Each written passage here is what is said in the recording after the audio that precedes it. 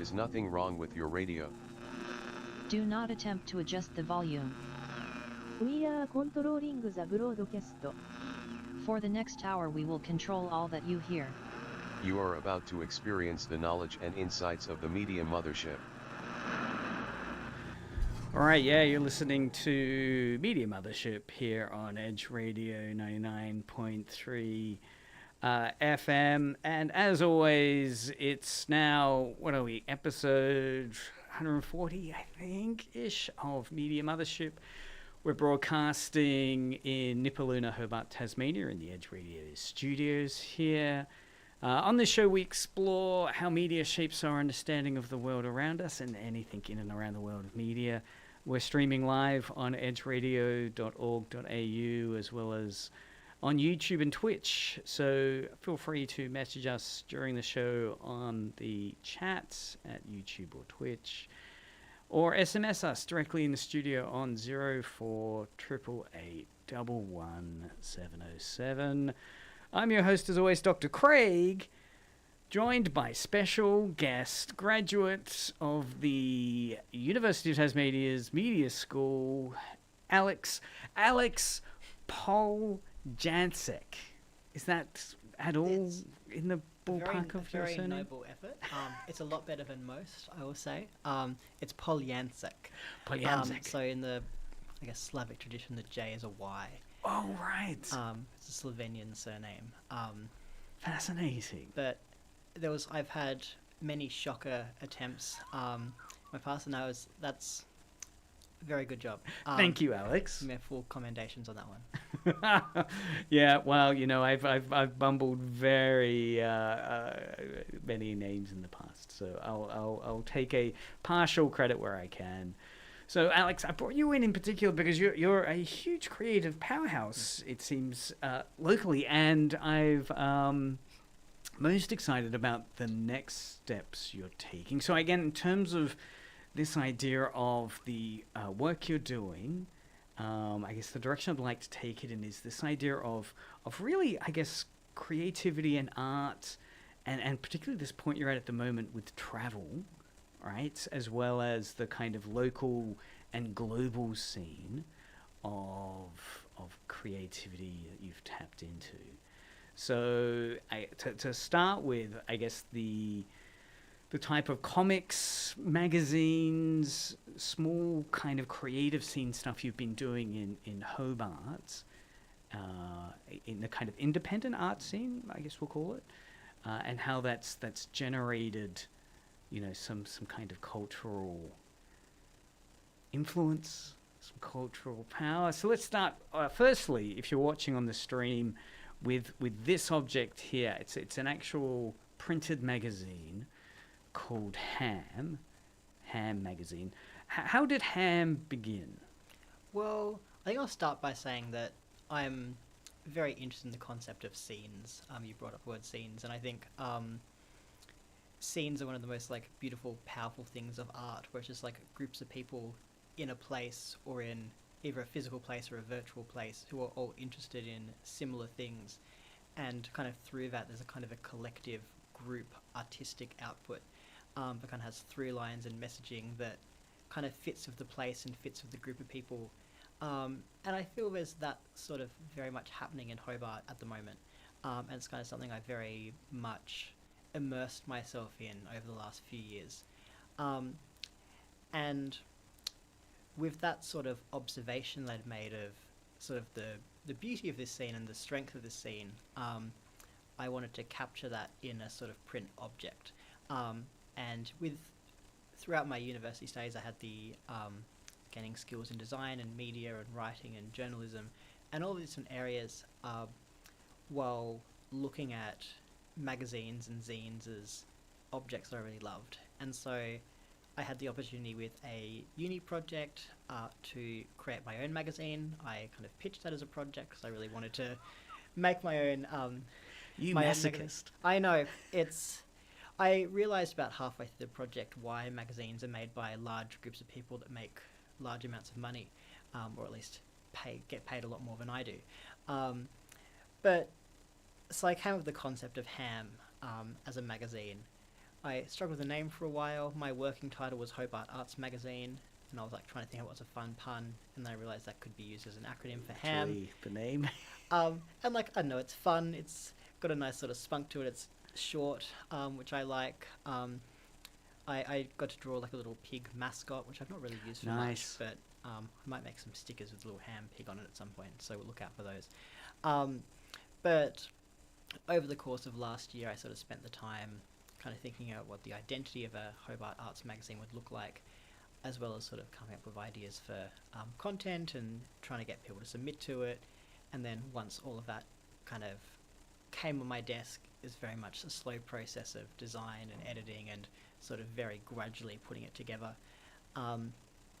which was a very rewarding process. And so now it's published. I've got printed out a few hundred copies, and so now it's all about getting people to read it. And so I've been dropping it off in various different cafes and record stores and going to events and band shows and all these things, sort of dropping them out in the world so hopefully people can stumble across them and read all of the great articles and look at the pictures and all of the things and sort of interact with this object.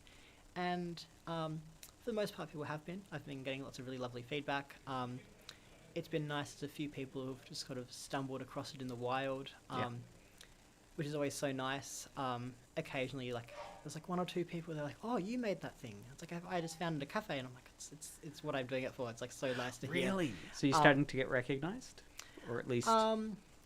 Okay, like, amongst scene people, it's like people who are kind of more engaged in the arts are becoming aware of it, which is really lovely. I was actually sitting in Altar Bar upstairs, and a person there like tapped me on the shoulder and was like, "Are you a ham person?" Ham person.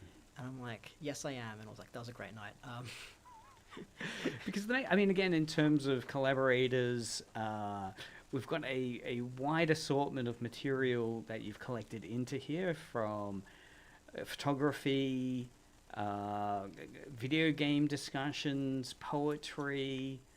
How do you feel it all came together in terms of what aspects of it surprised you, or did everything fall into place as you thought it would?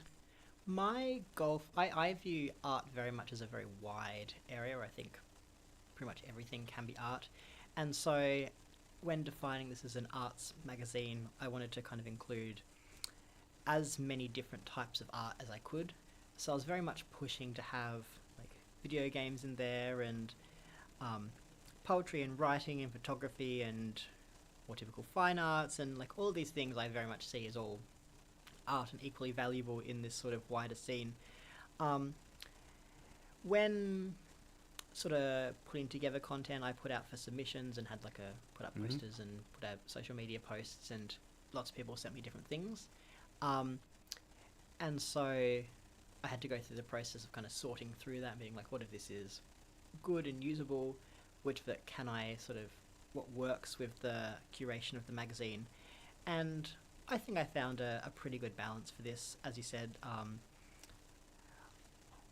there's a good diversity in it, both in terms of, I guess, different mediums, but also different types of people.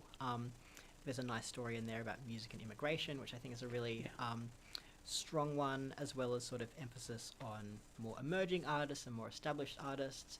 And so that balance is very much something I want to do.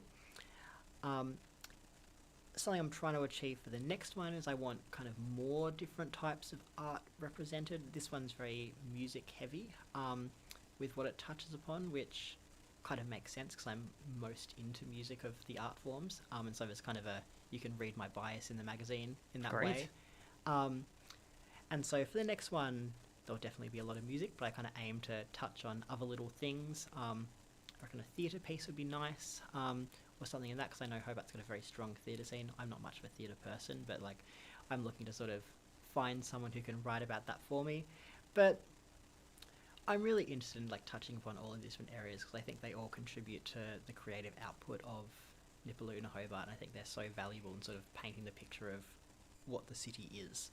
Because I think my ultimate goal for the magazine is for someone to be able to pick it up and be like, this is what art in Hobart is. whether they'll be picking up now or in like 10 years' time as like a time capsule. Yeah, that's what I was thinking. It's an amazing artifact. Isn't Yeah. it? I mean, once you create a document like this, there's a certain permanency, legitimacy, authenticity about it. It's not something that's just AI slop that's circulated on the internet somewhere. It has a certain old world charm. If we can go completely analog, holding a nice magazine, and you're powering through this chiefly under your own steam. What are some of the locations you've been dropping these off at? If people are wandering around Hobart, where might they kind of poke their head in and potentially find this magazine? It's difficult to keep track of where still has them. All right. Because I find I'll drop, say, a dozen copies in a particular spot, and it's hard to track if those are still there even a week or a couple of weeks, and so people are always asking me, where can I find it? At the moment, I think the best spots would be Altar Bar upstairs, I believe has a few. Suffragette Records probably still has some, as does Music About Frontiers. There's a lot at Contemporary Arts Tas in North Hobart. Those I think are the best bets at the moment. Wow, yeah, you're mapping out a fantastic triangulation there. I've had like some in Mooner Arts Centre and some at Kickstart Arts. I've had lots at Sun Bear Cafe, some at Tommy Gun. And probably plenty of places I'm forgetting. I'm also aiming to, in the next couple of days, drop some off at the university campuses, so students can find them and have a look. Great. And here's our co-host. I wonder if our co-host, Lord Taylor, who's entering the studio right now. What's up? In live audio drama, has ever encountered this magazine, HAM. You're part of the art scene. Ham. Yes, our special guest, Alex, who's come in, is embarking on a series of artistic endeavors. The one that we're unpacking at the moment is Ham magazine. He's put a call out, actually, anyone in the theatre scene to potentially engage in the next edition. Wow, okay, I'm going to do that. Yeah, you're in the theatre scene. Yeah. If people are interested, I mean, this has a digital presence. I mean, its mothership, if we were to use that term, is the print object. However, if people want to look online, you've got an Instagram page, which is just Ham, right? It's Ham? Ham_magazine, I believe. I will quickly confirm that because there may or may not be the underscore. Yes, it is Ham_magazine on Instagram. There's a few posts there with some like previews for some of the articles. There's a little description of what the magazine is. Yes. You can see the cover in beautiful compressed Instagram fashion. And I also tend to post where I'm dropping them off on there as well. So if you want to see what I'm up to and try and track one down in person for yourself, that's the place to go. All right. And it's also the best place to contact me about any ham business. If you're interested in helping out or, I don't know, want to talk about anything, I'll always respond to messages on there as well. Nice. Oh, we have a couple of comments on the chat. So again, it's certainly from Big Boy Nady and the old Razzle Dazzle. Excellent that Big Boy Nady that loves the magazine. Tasmanian art scene is seriously underreported, and I think this will be great. Yeah, do you feel like this magazine will be serving a bit of a hole, or fill something in the Hobart art scene? I like to think so. There's how to organise a zine fair. That's quite practical. I like having like a mix of things. There's like more in-depth articles, and there's the how to organise a zine fair by Josh Santaspirito in there, which I think is like just a nice quick guide, which I won't claim full credit for the publication, but after he sort of posted that on his Instagram, and I was like, I'd love to have that in the magazine. And since he made that, in Tasmania we've gone from having one zine fair to I think there's 5 in this year. No kidding. I know Edge has been at one of the zine fairs that was at Sound Hall. That was about 3 years ago. 3 years ago. We need to make an effort. We need to get tapped in. We need something like a magazine that can Yes. inspire us to connect. Oh, this is Southern Zine Club, as it says here. There we go. Right. Is that the right? So plenty of zine things happening in Tasmania as of late. But I'll say with Ham and, as you say, Plugging a Hole, there's a few sort of like print publications, or not a few, but there's a couple that come to mind because there's obviously there's the Hobart magazine as an example of quite a commercial, very frequently publishing one, which I see very much appealing to a mainstream audience. Yep. That's primarily a vehicle for advertising, with some kind of a bit of events focus, but I see it very much as an ephemeral magazine, which is, I think, a realistic way to put it. But then there's also kind of longer term, like there's an Island magazine or 40 South that are, are like less frequent and a lot meatier. And I see Ham very much as a kind of in between those two things, where it's, I guess, what's the way to say it, more down to earth and approachable than Island, where Island's something you kind of sit down and read seriously, or it's like longer form bits of writing and it's very literary. While Ham sort of takes itself a bit more seriously than Hobart does, with some more in-depth writing in that, and I guess a more it's different. Slightly more provocative, maybe. Yes, or, perhaps. indie. And I think, the very much indie and community focus is a very large part of that, where my goal is to showcase what is more community-minded and DIY, as opposed to, like, I wouldn't write a piece about Mona in here, or any place that, I guess, has the means to promote themselves in a substantial way. Providing a voice to the voiceless. Exactly. Instead, right? People that need that platform. So... Upcoming feature, Media Mothership. Well, I'm sure at Edge we could, there's definitely a place for like discussions of like radio and that sort of thing in here. I'd be very open to that. So Well, perhaps we can have a chat about this off air. I'd be interested in that. And so again, the next challenge must be, how do we keep it surviving? Like how does a magazine like this survive? So that's very much the challenge I've been tackling over the last couple of months, sort of since publication. My goal is to finance it through kind of three main piers. One is grants. So I've been kind of reaching out to various grants organisations and putting together pictures and all of that and sort of having discussions. So hopefully I can get a little bit of grant money. The other is through advertising. So this one, the first issue doesn't have advertising. It was all self-financed by myself. But in order to keep it afloat, I can't continue doing that because printing a magazine is expensive. So I'm allocating about 10% of the magazine for the next one for ad space. My goal for the ads is to very much pick things that do fit the theming of the magazine. So I'm very much targeting like more creative organisations. Like you won't see a real estate ad in here, because it is Unless it's a parody or satire. perhaps. But I want the advertising to kind of fit with the content and actually be relevant to my audience. And the final thing is through events. So I ran a launch event for this magazine in October. It was called Ham Crush, which was a collaboration with my friend Cameron. Made Ham Crush. a magazine called Crush. Right. So it's Ham X Crush is Ham Crush. Yeah. So we got... So what was it you organised again? It was a... So it was the launch for the magazine. Right, Ham Crush. So Together with Crush. we booked out, there's a small venue in the basement of the town hall, called the Town Hall Underground, where we set up a little stage in the corner, put up some lighting, ran a bar, and had some bands play, and put some artwork on the walls, and had about 100 people come and pack it out and had a good party under there, sold some tickets and sold some drinks, which raised a good bit of money to cover the costs of printing.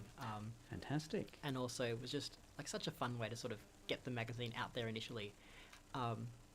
So I'm very much looking towards doing that again for the next one. I've got dates penciled in with a venue, which I can't talk about yet. Still in the cards. Future, hopefully. Yes. I'm not making any promises, but it's looking good.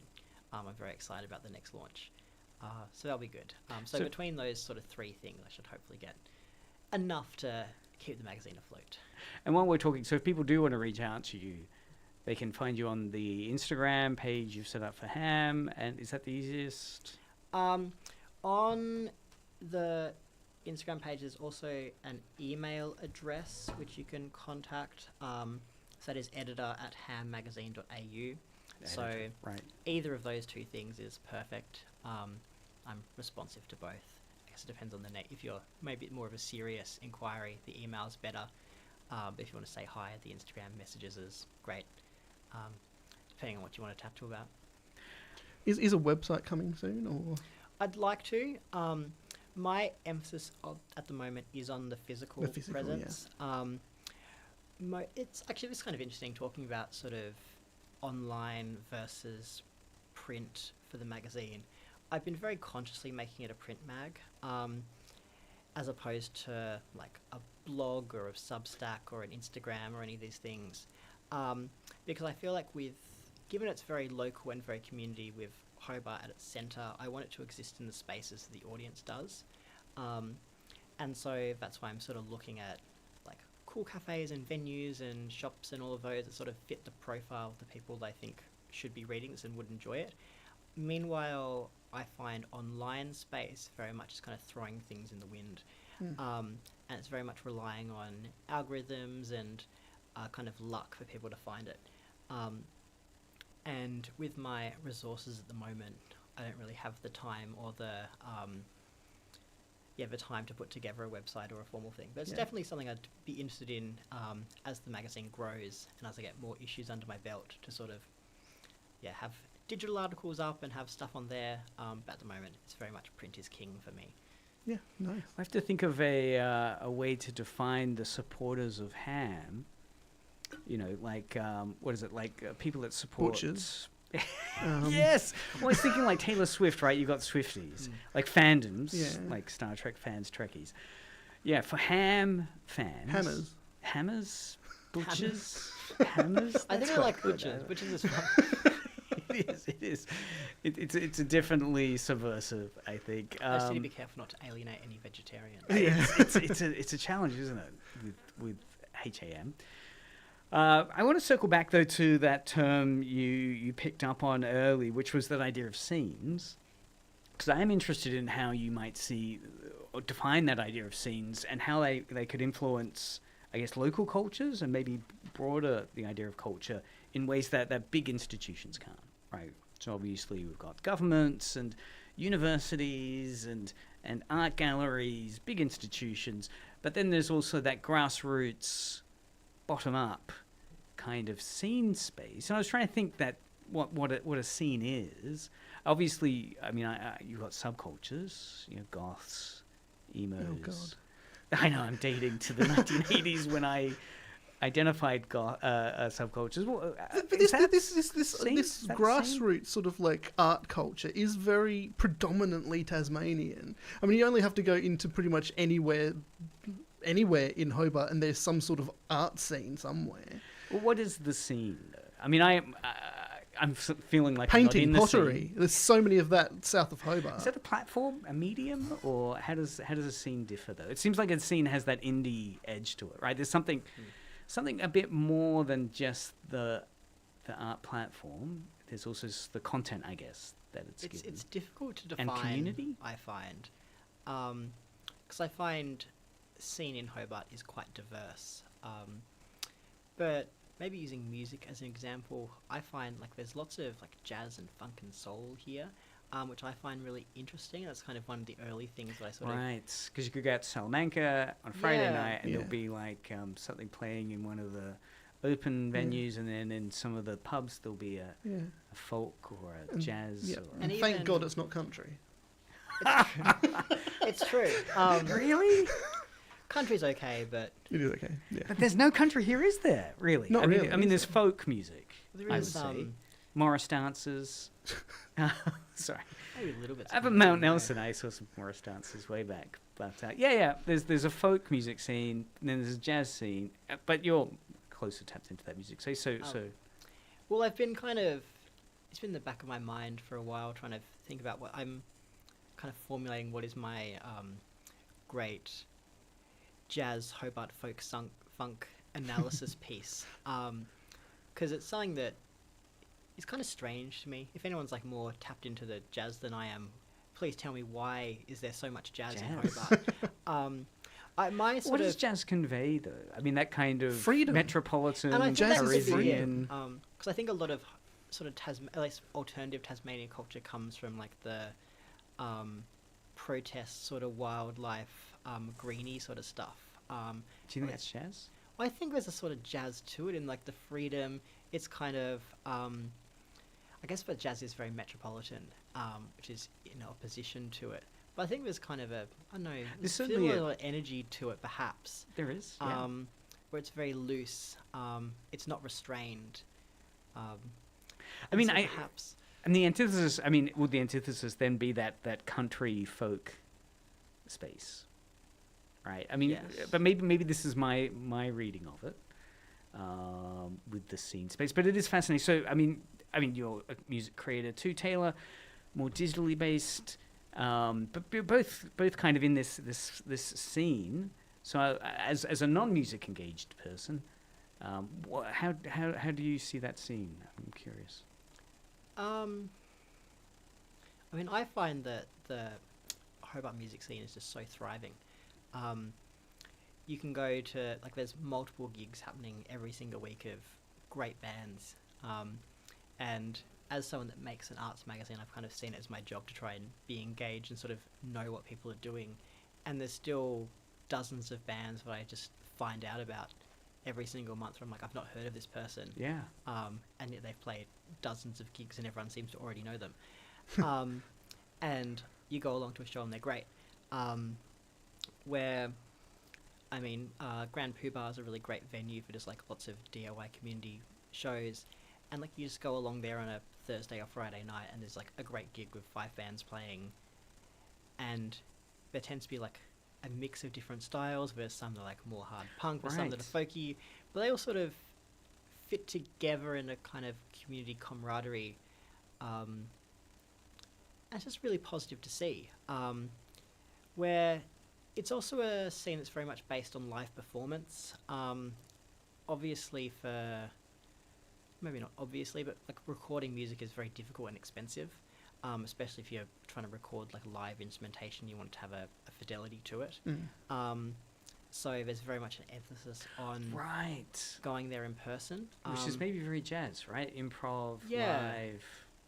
Okay. And you also see bands where they'll perform one week with just a couple of core members, and they'll expand another week with adding on half a dozen different instruments. And so sound can very much change from week to week, where there's musicians that will have to do a solo electronic set, or it's just singing over recordings and a piano, and then they'll bring in a full live band the next week. And so there's that kind of dynamism with how people perform, which makes it really engaging and really interesting to sort of see the same bands over and over and over again, because it's always changing and evolving, which makes it really, I love it. See, because so a scene is it sounds a little bit more amorphous than a subculture category, or because I'm thinking the fashion scene in Hobart, but then I immediately thought of that term, the Tasmanian tuxedo, right? The puffer jacket, right? That's as far as my mind gets in terms of a fashion scene. But I'm sure there is a fascinating fashion scene, and I just need to do my homework. Black hoodies. It's true. Yeah, but again, we're not in the right scenes, right? There are certain environments where certain scenes can emerge, I'm imagining, right? So it's not that it's not here, it's not that creativity or witnessing that space can't happen. It's just, you're not going to physically probably be there if you're just staying home watching Netflix. Who else is in your scene, Craig? Because your scene is 1920s superhero paraphernalia. Well, and this is why I'm asking so many questions about it, because I guess my background is more fandom, right? It's more conventions, going to a convention and there's fandoms and there's kind of engagement in that space, like remixing and the zine fair I kind of, I guess have more familiarity with as well, particularly comic book zine fairs. Whereas, the music space. So again, it's interesting trying to tap into what are the examples of scenes as we're best defining them. So, Alex, you've mentioned music conveys to you a powerful sense of scenes as it occurs here in Hobart, one in which you can kind of participate or be a voyeur of. I find music very specifically relies on people being in the same physical space. While, fandom as a scene, I think, has very easily moved online, because a lot of that is just discussion, and discussion can be facilitated in, many different contexts, while music very much relies on being in a room with instruments, which I think is what makes it interesting as a very local community, very place-based thing, where fandom, using that example, can very quickly spread across continents and throughout countries, but music, I think, can still remain in place. Yeah, it can empty out the local in a way. So it's interesting, we're privileging the idea of live theatre, live music, embodied experiences that require you physically to go to a location at a time and place and meet there. It's very much not the asynchronous online life where it's like, well, I'll watch it on demand. I'll go on the chat later. So it's and again, the magazine itself, very, very kind of analog life. You're finding those to be very rich. And can these scenes then, even though they're competing against online culture, what kind of influence do you feel they have? What kind of influence can they have over one's life? I think it's all just connections, really. It's about chatting to people. It's about, I'm a very big fan, I would say again, existing in space with people. It's like leaving your house and going to a place where there's other people and you see people you recognise and you say hello to them. Or even if you don't say hello to them, you see them again and again and again. It's like you're a person who lives in the same place that I do. And I think that's really wonderful. Where it's very much encouraging people to do things. Yes. And sort of interact with other people. And while it's a very simple thing, I think it's in today's very online, isolated world, especially post-COVID, where people have, I guess, learned how to stay inside. Largely. It's a good point. It's beautiful to sort of push outside because you... Oh, yeah. Oh, sorry. Just I'm just thinking here. It's really quite convincing in terms of, I'm just thinking like this show in itself is a live radio show as opposed to a pre-recorded podcast, and I far prefer that. I prefer doing a live radio show with all the analogness of it, even though we're streaming and so forth. But even that is live.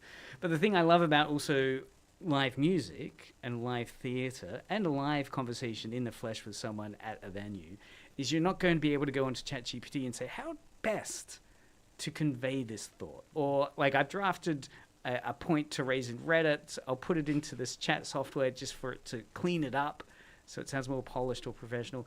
You're basically there live, unbotted, if that can be a term, unbotted, and not AI slopped at all, right? It might become more and more precious. Or it might become more and more AI slot. People just in gigs on their phones trying to figure out what to say. Well, it's a fault line, isn't it, really, that live environment, the policing of the encroachment of that. I know live gigs, there's always been that kind of, should you bring your phone out to record it?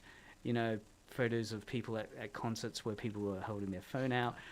Or even I was talking to someone there, we were watching, the wrestling, and there were all these lights in the crowd, and they said, no, they just put their flashlight on their phone and held it up.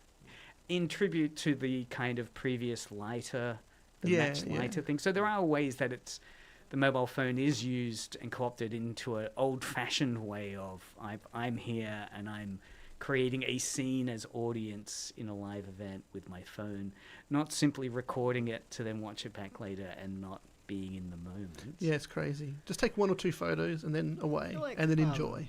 Tasmania as a place has largely remained void of the whole film concerts sort of etiquette. I've been to gigs in like Melbourne, and I find it's a lot more prevalent there than it is in Hobart, even with like bigger artists. You go to like some of the big touring bands at Dark Mofo, and like barely anyone's on their phones, and it's like great. Yeah. In comparison to artists of similar size in Melbourne, which you can maybe use an example of like Hobart being backwards, but maybe it's backwards in a positive way, where we're behind the times with concert phone filming. Yes, and there's a certain good fortune of having missed the uptake maybe of a trend. Because it is interesting, those etiquettes and protocols, and again the idea of the scene that's being defined here is one that I think is in a really interesting conversation with some of the, I guess, moral panics or media panics around the use of AI or technology to define life around you. And I guess, creativity and the creative arts is one of those institutions which is defined often as a victim in this space. But when instead of talking about the victimhood of arts, we're here just saying, no, arts is vibrant, alive, and we're having a whole conversation about the scene where we haven't had to, in fact, go via the fact that that AI exists. It's defined by its lack of presence in a way. I kind of feel like people will always be creative, and people will always appreciate creativity, and AI inherently is sort of devoid of creativity in its core, and I think people notice that, and the prevalence of discussions around AI slop and all of this is a realization that it is bad in a large sort of public consciousness way. And as long as humans keep making art, people will want to see the art that people make. I tend to be very much an optimistic person, so it's my optimist take on it. It's excellent. And I very much see a move towards people appreciating the effort that art takes and appreciating taste. I'm a big believer in taste as a concept of like, as long as art is made by people with good taste and consumed by people with good taste, it'll be okay. And so perhaps AI sort of exploded due to lots of people having bad taste. That's great. Which has maybe caused a bit of a backpedal as people have looked at it, and as it's become worse and worse, been like, oh, maybe we're wrong about this. And there's increasing amounts of, like, you see, like, social media videos of, like, how to identify AI, and all those things, with people making a conscious effort to be like, this is bad, and then really focusing on the analog. And so I reckon it'll probably be okay. I think art is fine. I think people continue to make art. I think people will continue to enjoy art made by people. Well, it brings me to Taylor's point. Yes. Go for it. Jump in. No, I was going to say, I think you've struck on a really good point there of art being made by people who have got good taste. Because if you look into the AI art circles of people and things like that, and you've got all these prompt engineers, and they go and spend 8 hours making a prompt for something, and then they use that as an example of them being artistic. That is inherently bad taste, because it has taken time, it's taken effort for them. They've done heaps of stuff to use this tool, but it is inherently bad taste. Yeah. Well, I guess in terms of where that kind of value of it gets debated or critiqued, it does. Yeah, it will be interesting. I mean, there does already feel to be a reaction against it. Everything from but I mean, I want to get back to that point of optimism, because the other thing I quickly wanted to cover was the comic arts you do. So you've also got an Instagram page on comics called Rockstar_Mode. And this one fascinated me because you said you set yourself a challenge to write a page as often as you can. Is that right? So I've been drawing comics for years now, and comics are a very time-consuming medium. Where it's like if you sit down and draw a comic to your best of your ability, it takes a very long time. And so I was finding that I was drawing barely any comics. So I decided to, as a way to improve my skills and just like be drawing more often, I would draw this comic called Rockstar Mode, and I'd do one page every single day. So what a page looks like is it's A4, it's got 6 panels, all square. I don't play with the panel layout at all, it's just purely following this grid guideline. And every day, at some point during the day, I will endeavour to fully write and draw that page. Some pages, if I'm feeling like it, are really lovely, and I spend lots of time and do like lots of pretty drawings, and other days it's just very quick sketches and they're really rough and ugly, but that's okay. It's all about the process of just getting it done. And so I found the story is very loose, it's very fun, it's kind of going as I see it. I'm just writing what's interesting to me at the time. It started off as a story about a rock band, and then I got bored of the rock band, so then they got attacked by ninjas, and they fought off the ninjas, and then I got sick of the ninjas, so I started looking at a fan of the band, and then the fan of the band ran into the ninjas, and they all had to fight off the ninjas, and now the ninjas have been defeated, and I'm starting like a Tintin adventure. And then they're on a boat, and I made it explode. So it's literally every single week I'm like, what is a fun thing to happen here? And so that's kind of what keeps me going through it, because it's very much the inverse of how it would normally work, where I released a comic zine 2 or 3 years ago now called Horses, where I spent like a year writing and drawing it, and I've had the follow-up to that written for about a year and a half now, but I've just been tweaking and working on to try and get it right, which I just need to finish. But yes, it's I think given I've got lots of different projects on, I like taking time with things, but also allowing myself I guess space to sort of make something quickly and have it done. And so I'm up to close to page 200 on the Rockstar Mode, which hasn't been 200 straight days. I took a few months off last year to sort of finish uni stuff and all of that. Life happens. But I'm back on the grind with it, and I'm having a good time. It's a real testament to that routine, right? Yes. That idea of if you stick to a routine, you'll find yourself being able to achieve something just through that. I'm a big believer in sort of routine and structure to sort of help with creativity. You see a lot of like young artists on the internet and old artists being like, I want to draw every day, and just like really struggle to. And I sort of also had that problem because I found I'd like sit down and try to draw but like not know what to draw. But like with this project, I just know that I can always just do the next page. And just having do you that, use a timer or something, or do you give yourself like this is just going to be 5 minutes or 10 minutes? it depends on how much time I've got. Like sometimes I'll have like an hour between things where I'll just sit down and do it. Other times I'll just like work on it for like 3 or 4 hours just in the evening, listening to music or watching a movie or something. It's very dependent on like what's happening at the moment. And that's okay, right? Yeah. I mean, the other term I've been talking about a lot, like last week's show, was all about cozy, right? The rise of cozy fiction, the rise of cozy video games. And again, that you know, maybe as a outcrop or a response to COVID, right? Or today's political environment, right? That desire for cozy engagements, not a high stakes third act dark tea time of the soul moment, but instead something warmer and cozier, and yeah, being able to commit to a routine where you're not hard on yourself, where it's like, oh, that's fine. Yeah, today will just be 10 minutes, 15 minutes. And I think it's also very much a pressure release, where it's like it doesn't have to be good.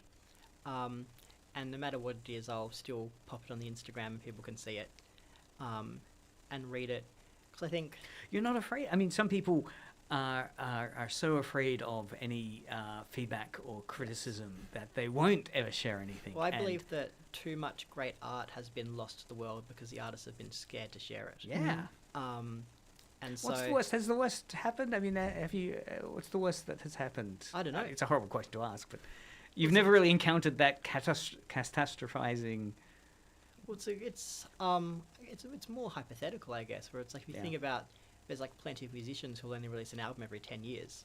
And so have they been like working on music that they don't think lives up to their standards? Like, what does that sound like? Or it's like with, I mean, like you hear about some like Renaissance painters where they made like 100 different sketches and like concepts, but never actually committed to finishing the painting.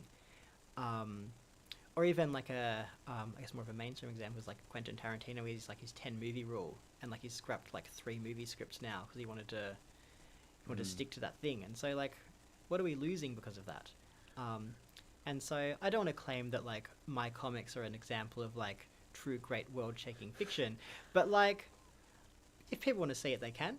I'm happy to share it. And you never know where that leads to either, right? I mean, it could be the thing that causes something to happen, whereas that wouldn't have happened if you never put it out there in the first place, right? You can never quite tell, looking back on life, what those foundations are that something you've done since has been built on. So do you just like ignore any bad feedback you get, or have you not had bad feedback? It tends to be pretty positive.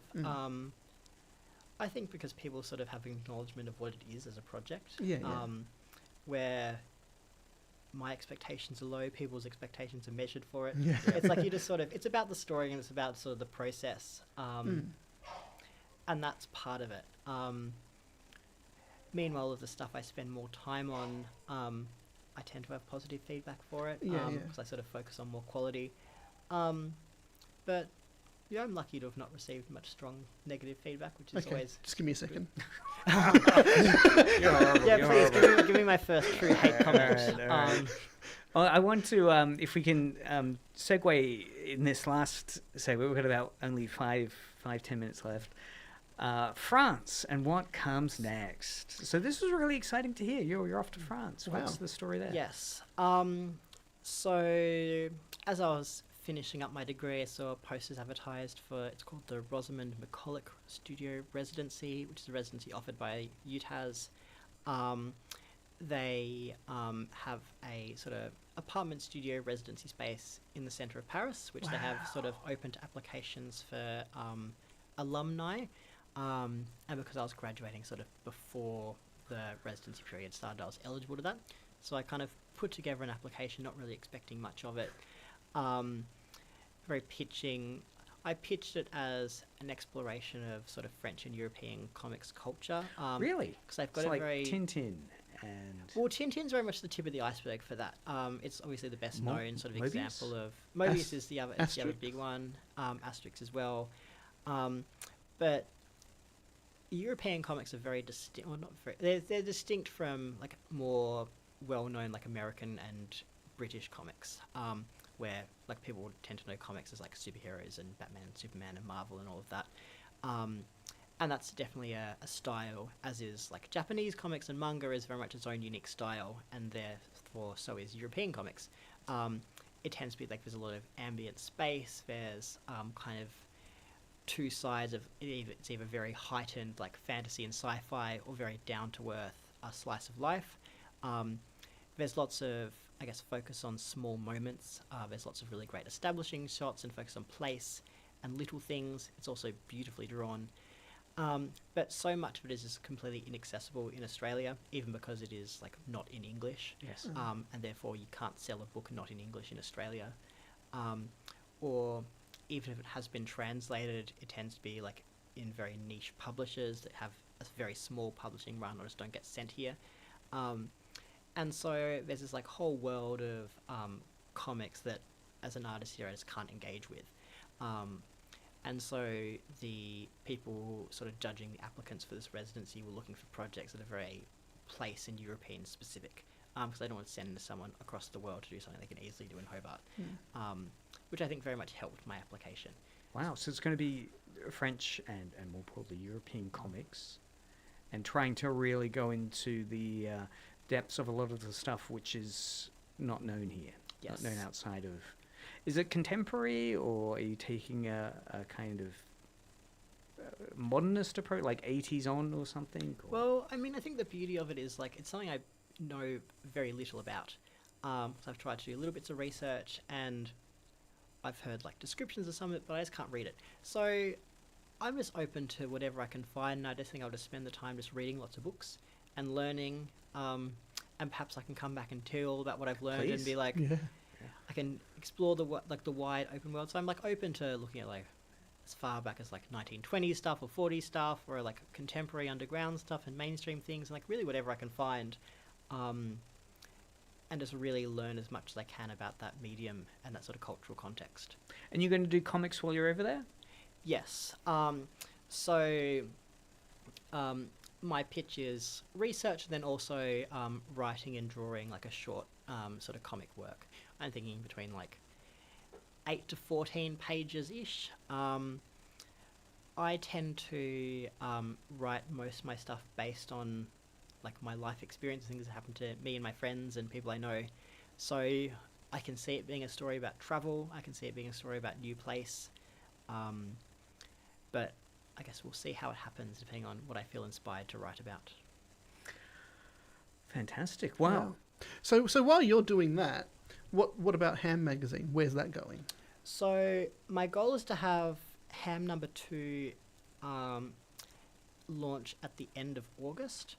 So I've spent the last few months before I go kind of making the groundwork for that happen. So that is, like, doing all the funding stuff. I'll put up submissions for articles in about a month, I reckon, and kind of start going through that while I'm away. I've done a few interviews for content for the magazine, and so the goal is when I'm back is just go into crunch mode and just, like, get it done. Yeah. And so I think the two can balance. Yeah. Wonderful.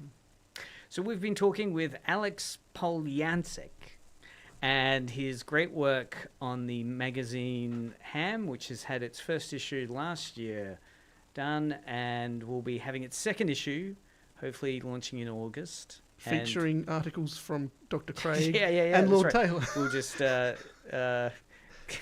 spam it. And if people are interested to find out more about Alex, as we said, there's your Instagram pages, which are the what were they again? So you can follow the Daily Comic at rockstar_mode. You can follow Ham Magazine at ham_magazine. I've also got a personal Instagram where I post, like, lots of drawings and comic stuff, which is Hold Ye Horses. Hold Ye. Yes. Horses. Hold YE Horses. That's nice. It's a bit fun, I think. And so, yeah, all of those are great platforms to follow what I'm up to. Also, I'll plug, after this I'm going to go to Night Visions at Simple Cider. I'll have, like, a big stack of the magazines there. I'm also showing some videos I've used for promo. Night Visions is like a local films night. Really? Night Vision, Simple Ciders. Yes. Oh, it's called Bev's now, the venue. Bev's. Used to be Simple Cider. Right. On Elizabeth Street. And, like, that's a great, happens about once a month. Lots of local short films are shown. It's, like, another really great example of sort of, like, positive community space. So I'll be there with a stack of magazines. So if you're around from roughly 5:30, come say hello. Well, our enormous audience will, of course, swamp you. Huge fandom. But no, this has been a huge pleasure, Alex. We wish you all the best on the upcoming trip to France. Maybe we'll hook you up as our French correspondent. Yeah, well. A couple of audiograms. And any final words? Any other creative things on the horizon? Look out for, I just finished a couple of works for the Suburban Review, which is a literary magazine I did 3 pages for, as well as the next issue of VoiceWorks magazine, which is a youth lit mag. So I've got comics in both of those, so you can look out for those. Great. Where can people find those? Suburban Review is a online publication, so if you just look it up into Google, they've got a website, you can probably find it through there. Yep. VoiceWorks is in print. I don't know if anywhere sells it in Tasmania, but they do have copies at the State Library you can go and have a look at in their sort of magazines section. State Library. And again, a very embodied physical Yes. Yeah. experience. If you don't go to the State Library often, do. Yeah. It's great. Old Port Gallery that's there. I don't know if that's still open. I assume Yeah. it is. Yeah, yeah. They've We'll got- see this. Yeah, Think about bees at the moment in there. really? History yeah. of Bees, it's called. Fascinating. Love bees. Go check that out. So thanks again for all the chats, Jens and Big Boy Nady and the old Razzle Dazzle on the chat. Sorry I haven't been able to get to all your messages. Thanks for listening. This has been Dr. Craig and co-host Lord Taylor, joined Eventually. halfway through, joined by Alex, graduate from the UTAS Media School. Show notes will be available for this episode on YouTube or podcast. You can get by your provider of choice. Next week we'll do, I don't know, more of this. Hopefully. Sounds good. You can listen to previous episodes on YouTube, Twitch, and at Edge Radio. Find out more about Media Mothership on Facebook and Instagram. Keep listening now to Edge Radio. Oh. Yo, what's up? This is Edge Radio. Yeah, that's it. Yeah, I can't. It's too